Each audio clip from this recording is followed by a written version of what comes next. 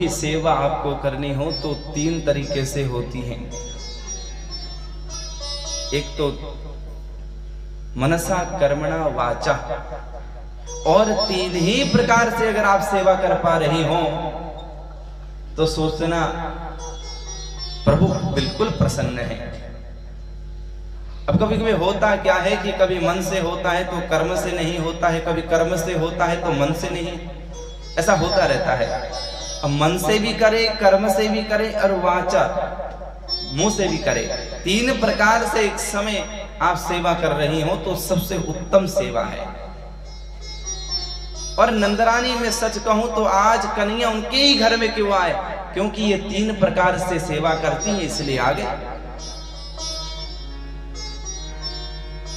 यानि यानि गीतानि तद्बाल चरितानि च दधि निर्मंथने काले स्मरन्ति तान्यगायत। क्या कर रही है?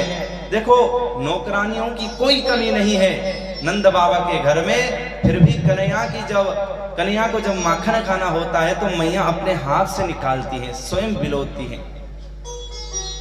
क्या सेवा भाव है।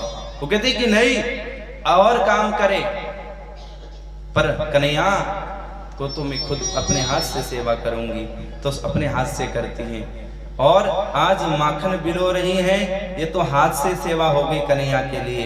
और मन में कन्हैया ने पहले जो जो लीलाएं की हैं उन लीलाओं को स्मरण कर रही है, और मुंह से उन्हीं लीलाओं को गान भी कर रही है। तो मनसा कर्मणा वाचा 3 प्रकार से सेवा की, तो भगवान भी चक्कर के भगवान भी आकर के कन्हैया उनके गोदी में बैठ गए, मानो भगवान को ने पा लिया। मखानी को पकड़ करके बोले कि मैया अब तो हो गया। गोदी में लेकर के स्तनपान कराने लगी।